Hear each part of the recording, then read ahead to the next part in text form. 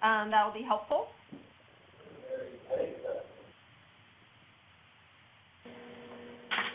Whoever, please mute if you're not speaking. Okay. So let's get started. Welcome. This is the first of 6 functional training modules on KS enrollment. This is going to provide a high-level overview of Kuali student enrollment. Upcoming modules will do deep dives into some of the topics that we're going to cover at a very high level today. So coming up then we'll have understanding enrollment environment, course and course offerings, program and program offerings before the holiday break. When we get back, we'll have a recap of the first and then finish up with the final 2. The way these modules are structured is that we have an orientation session like today where it's primarily a one-way data dump onto participants. That is, it's a lot of information coming at you, and it's really designed to equip you to be able to go off and do your self-study, understand, dig through the materials on your own, and then come back the following Thursday and have a more interactive session where we can discuss concepts and issues and questions that may have come up. I would encourage you to look on the wiki for the most up-to-date information. This is kind of getting delivered in just-in-time mode, so please always look there for information. So let's talk a little bit about the objectives for today, for the training overall, and for today in particular, and do some expectation setting.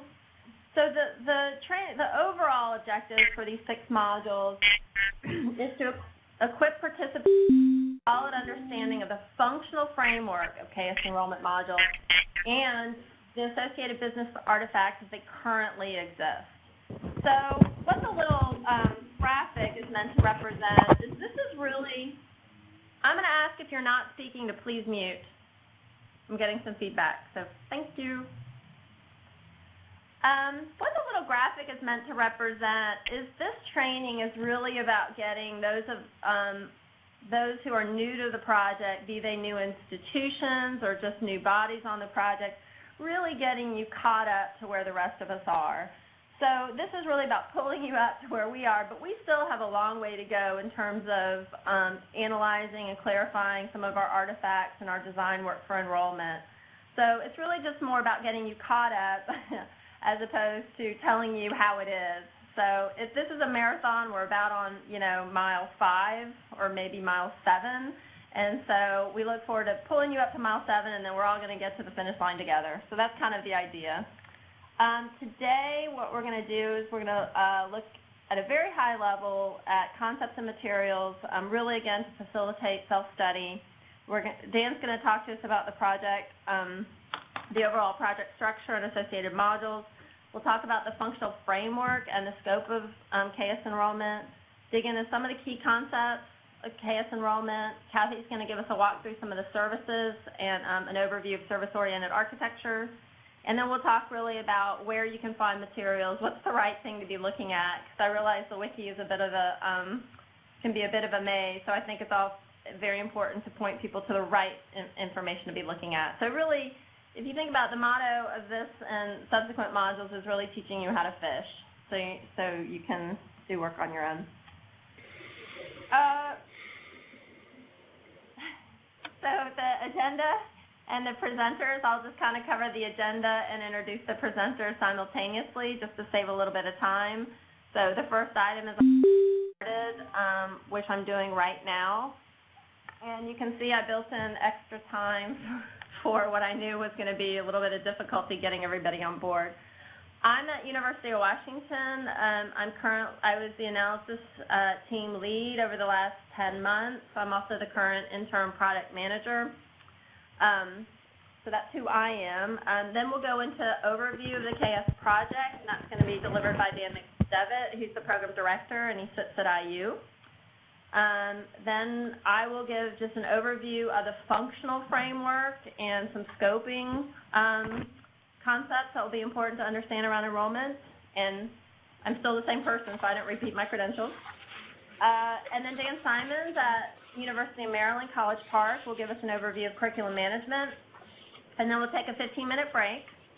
And then Steve Barnhart at USC will walk us through enrollment, a high-level overview of enrollment. Kathy at Berkeley will talk to us about services. Christina, who's at USC but currently is in Indiana for a workshop, will walk us through an application map overview, and then we'll just have a quick wrap-up. Other people who are probably important for you to know on this call, we have a facilitator, Mike Wynn. He'll pop in every once in a while. You hear his voice. He's going to keep us on track time-wise. Cheryl, as you probably all know, is the person who's done all the logistics coordination. Yay, Cheryl. And we also have Ruth Schleifer, a BA from Berkeley. She's going to be our critical observer, and her role is really to kind of understand where we, more as presenters, maybe aren't doing the best job of articulating concepts and materials so that we can do a good job in following up. Okay, so let's just talk briefly about some logistics and ground rules for today. Given the size of the attendance and the amount of material to cover, there really will not be any opportunity for interactive QA around content. We'll save that for the follow-up sessions. So instead, I ask that you please limit your questions or comments to logistics if you're having difficulty seeing something or if you dropped off, etc. You know, those are fine, but let's stay away from content for the moment.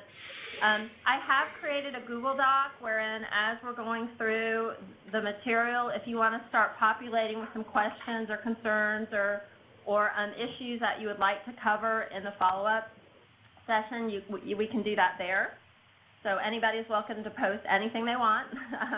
Really, just an aside, the follow-up sessions, the agenda is really going to be driven by the participants. It's really going to be driven by the questions that you have, and it's your opportunity to get feedback. So while orientation agendas, it's really up to you guys to help drive the follow-up agendas. Again, let's remain on mute unless you're asking a question or making a comment. Please do remain connected during the break when we take a 15-minute break so we don't have to go through this again and lose time. Let's all have some patience around any technical issues that we or other sites might be experiencing. It's just par for the course on a distributed project like this. And take a deep breath because we have a lot of material to cover. We have 90-plus slides, lots of good stuff, and I think hopefully it'll be some fun. So with that, I'm going to hand it over to Dan, who's going to go through the project overview. So Dan, are you going to grab the screen? Yep.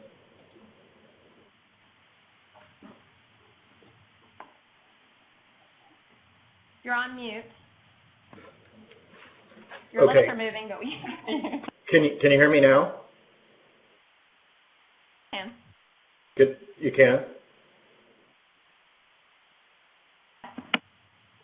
See my screen then, the project overview? Yes. Okay, great.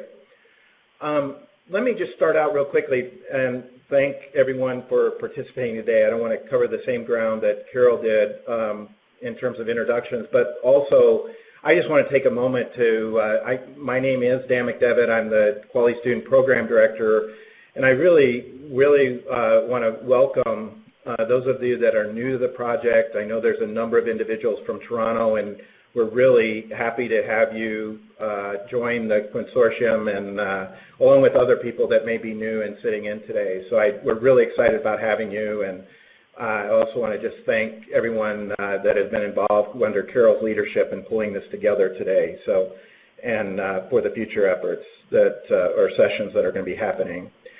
So my objective is to give you a high-level sense of where Kuali Student is from a project organization standpoint. And what I want to do is start out by highlighting or introducing the idea or the fact that Kuali Student is actually a project that it sits under the umbrella of the Kuali Foundation. And when I say that, you know, when I look at it and say, what is Kuali? Kuali is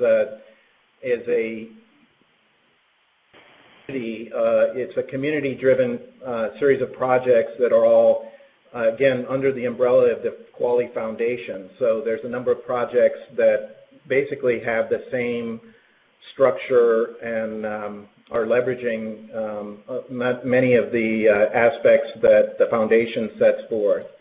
All of the projects are software development projects. Again, they're coordinated by the foundation.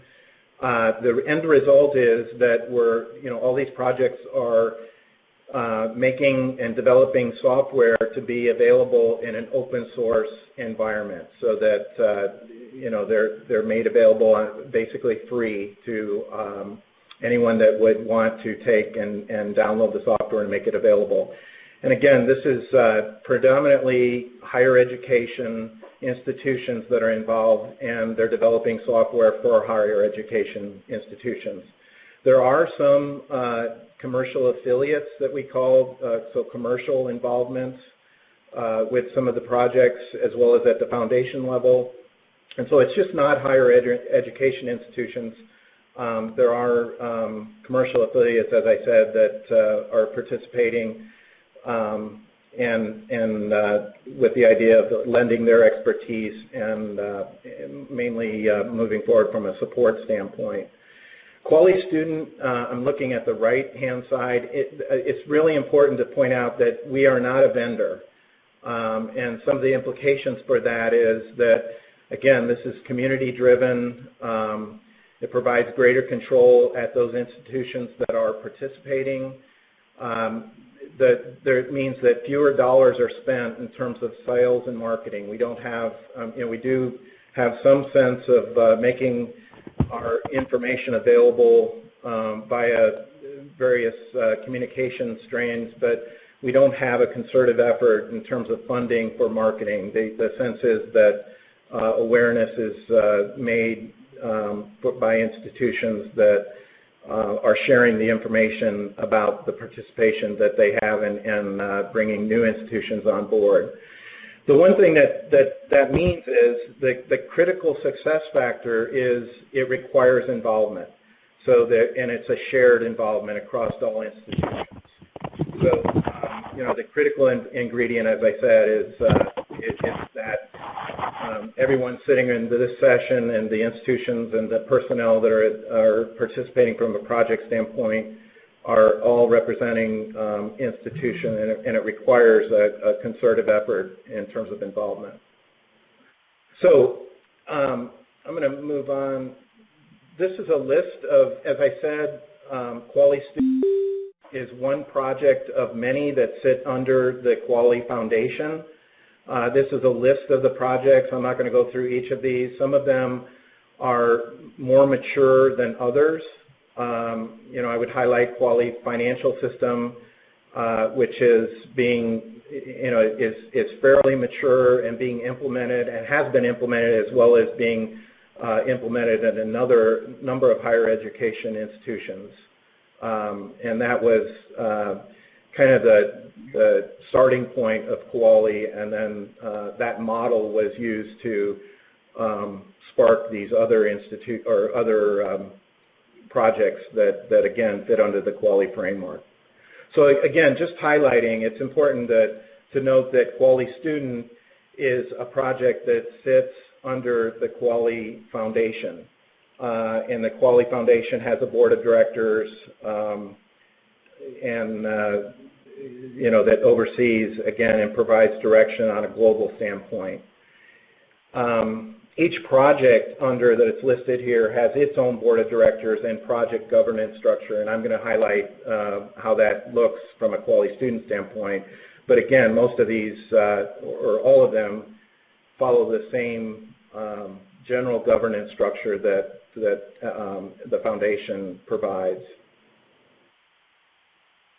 I'm going to transition now and talk more specifically about Kuali Student and highlight what it is. Some of these key aspects I touched on earlier that are transitioning from the Kuali model, and that is it's community driven.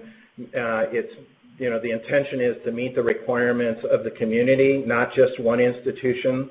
Much of what you hear through these training efforts are how that has come about in terms of the requirements and the boiling down into the specific scope around enrollment. And so some of that information, that'll be important as we go through these training sessions.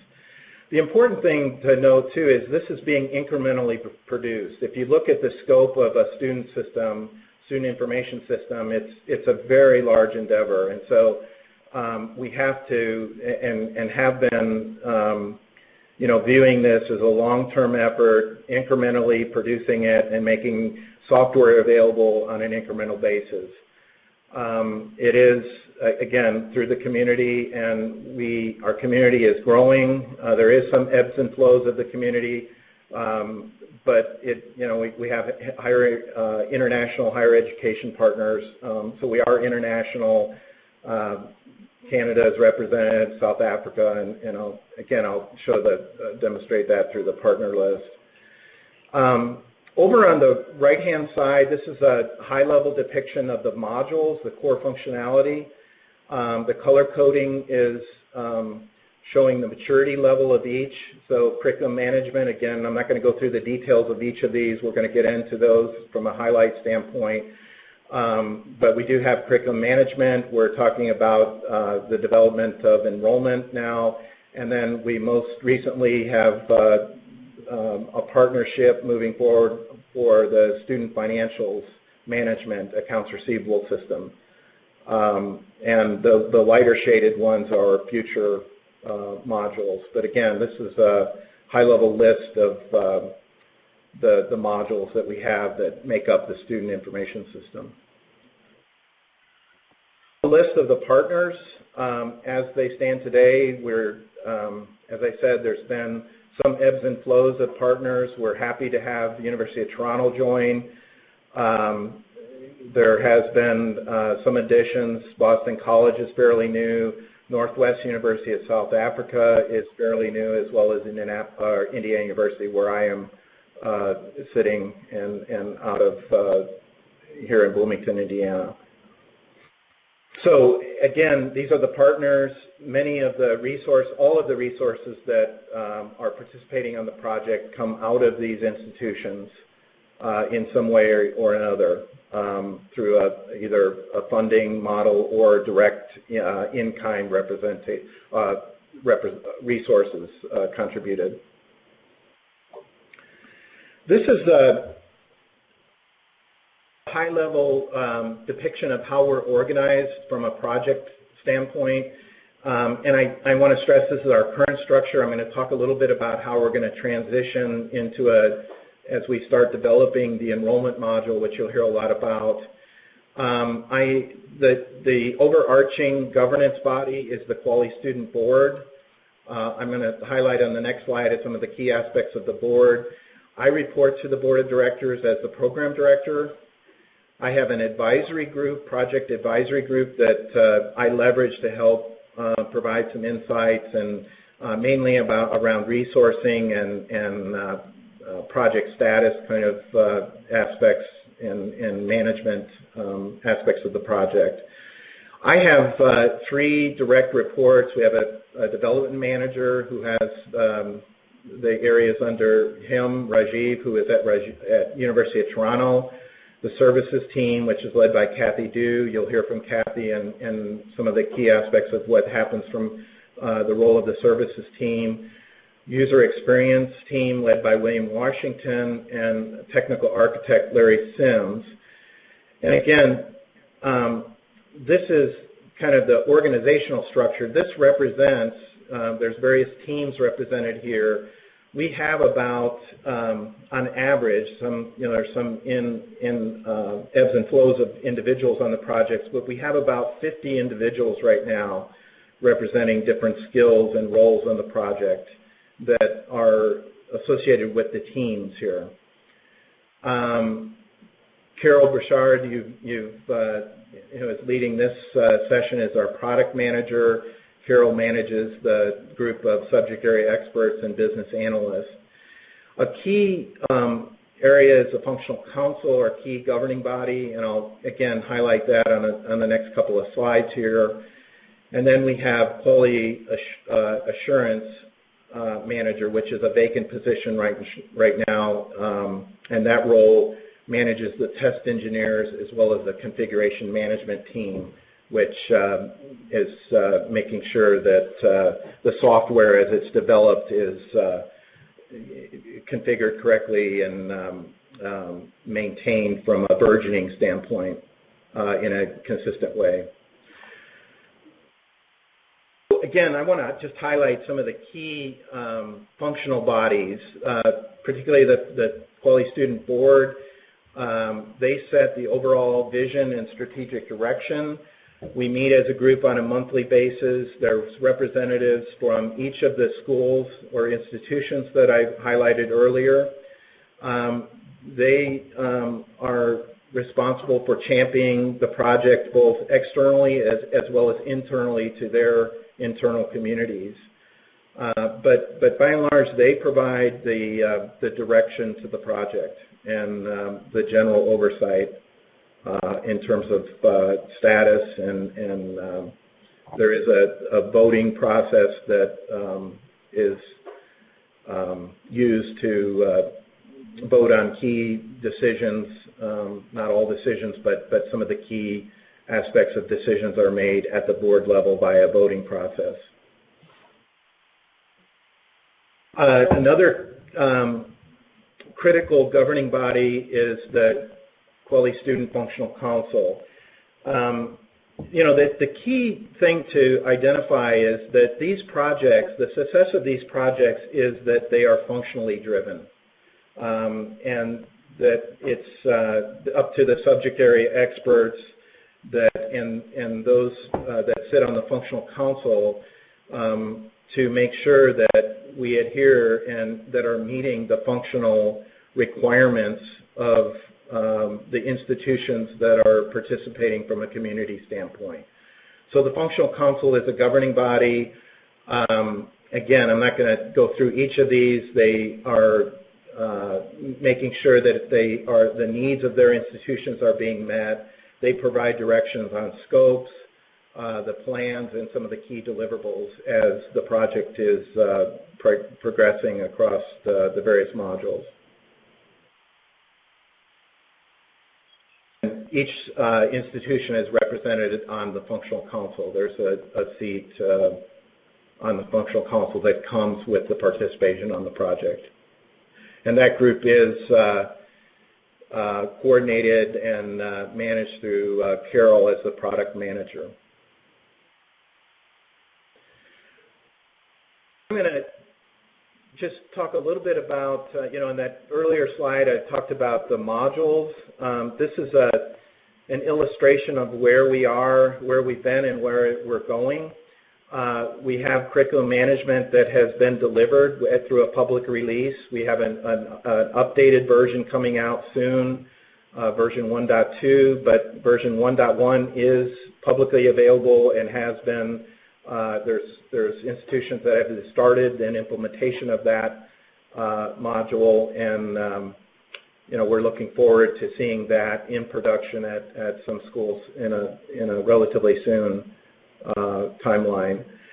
In development, we have the enrollment management module and the financial management. I spoke of the recent engagement from a financial management standpoint. And again, we'll talk more in depth through these training sessions about enrollment management and where and how that's going to be, you know, where that stands in terms of requirements. From a future standpoint, we don't have specific timelines or plans for these future modules, which is financial aid, program audit, admissions, and scheduling. So those we see as future, yet to be defined in terms of an overall project planning standpoint as well as a timeline.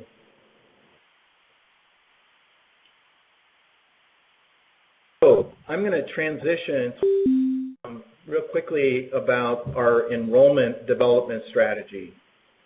Dan, you have 6 minutes left. Thanks. Okay. Thanks, Mike. when we talk about enrollment, and as you'll see, that is the core module, if you will, from Kuali, or the student information system. And so it's very large in terms of the scope that, and again, that'll be covered here. So the strategy that we have taken is we wanted to develop what we're calling a core slice that would provide some of the core, kind of a thin slice. Actually, let me just go to the next slide, which provides a better illustration of what we're trying to do here. So in phase one, what we embarked on, which is just about wrapping up here at the end of October, was a core slice, which was to take just that, a core across those modules that are depicted there, or the features that are depicted from the enrollment modules. And the idea was to lay that foundation that provides a platform for the next phase, which what we're calling parallel delivery, where these individual features or areas can be built out through a parallel team structure. So again, this core slice is just that, a slice across these particular features. And the idea is this is a phase one deliverable, and again, I'll talk about the timeline, but this is being delivered at the end of October, leading up to Kuali days. And then the next phase is where we're getting ready to transition into parallel teams. And the parallel teams will take the core slice and basically build it out into more across the depth, going into more depth on those specific feature areas. So each team would take a particular category or set of features and build those out into something that actually could be implementable, representing the body of scope that encompasses enrollment. So we are, again, ready to transition into this parallel phase, or the phase two in the enrollment from a development standpoint. And what that means is it's going to have some impact on the way that we are going to be organizing ourselves, and we're in the middle of defining that and identifying how we'll be working. But the idea here is that we'll maintain, on the left-hand side, a core team, and that will be providing oversight and continuity to these multiple parallel teams that are depicted on the right-hand side, that will be building out the features in a more in-depth way that I depicted on the previous slide. This will mean some transition from the way that we're structured today and the makeup of the organization and individuals on those various teams that I talked about earlier, in terms of the development team primarily, as well as some of the business analysts and subject area experts will be dispersed to these multiple parallel teams, and the focus of those teams will have responsibility for building out some of again, some of the key features or more depth of the features that will be delivered as part of Core Slice.